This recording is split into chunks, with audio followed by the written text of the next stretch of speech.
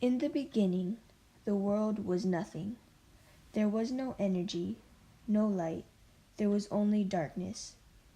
But then God said, "Let there be light." And there was light. There was now a difference between the light and the dark. On the second day, God created the sky. He separated the water and the air.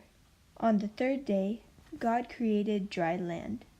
He created the difference between sea and land. On the fourth day, God created the stars in the sky so that the sky wouldn't be so dark. On the fifth day, God created all the creatures living in water. On the sixth day, God created all the land creatures and created the first humans, Adam and Eve. And on the seventh day, he saw that his creation was good, so he rested. God created us for his happiness, and so that us, as his creation, will have happiness knowing about him. Adam and Eve had two sons, Cain and Abel. And Adam knew Eve, his wife, and she conceived and bare Cain, and said, "I have gotten a man from the Lord." And she again bare his brother Abel.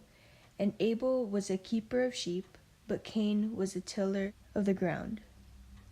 Cain, the older brother, became jealous of Abel because it seemed like the Lord favored Abel more than him. Out of jealousy, Cain killed Abel. Once there were more people, the Lord saw that people's hearts were filled with sin and evil. Therefore, God talked to Noah and told him to build an ark of gopher wood because he was going to send a big flood to wash away all evil. God told him to take 2 of each creature on the ark so that they may be safe and reproduce.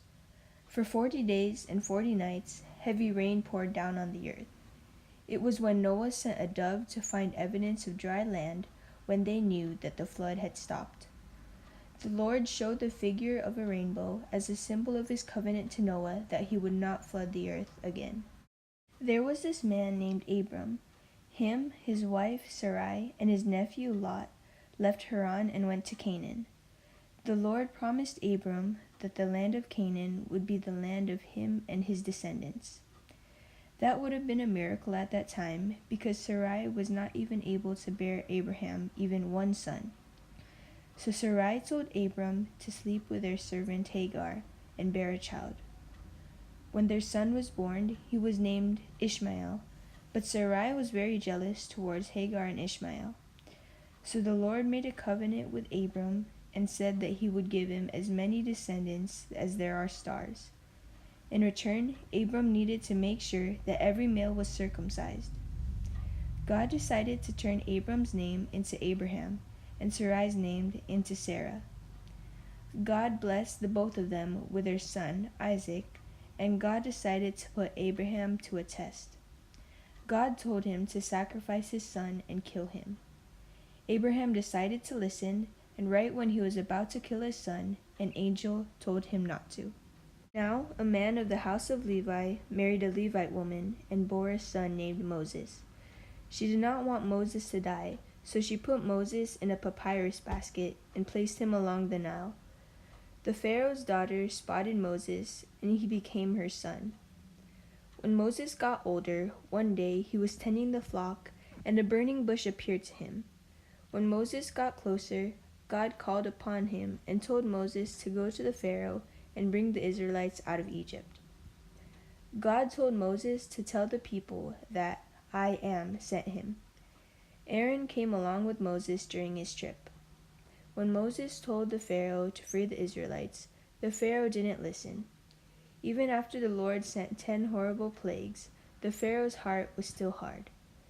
Finally, Moses was able to lead the Israelites out of Egypt, and they relied purely on God during their trip, especially when they saw Moses part the Red Sea. During their journey, Moses stopped by Mount Sinai, and it was there when God gave him the 10 Commandments. The Israelites had thought Moses had abandoned them, so they decided to start worshiping a golden calf.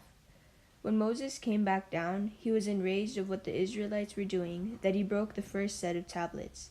So he had to go back up the mountain again.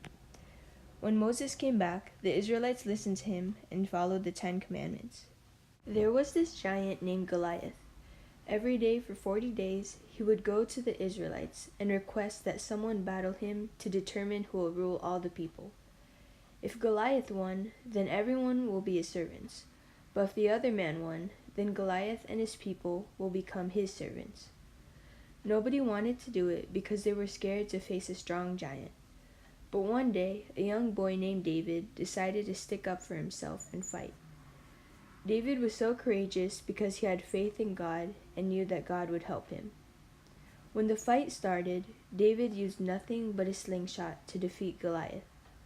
Soon after that, David became king. The Lord made a covenant with David and promised that the people would be happy under the leadership of him. Many years later, an angel Gabriel appeared to Mary. In the 6th month, the angel Gabriel was sent from God to a town of Galilee called Nazareth. The angel told her that she was going to bear a son named Jesus. Joseph would be his father.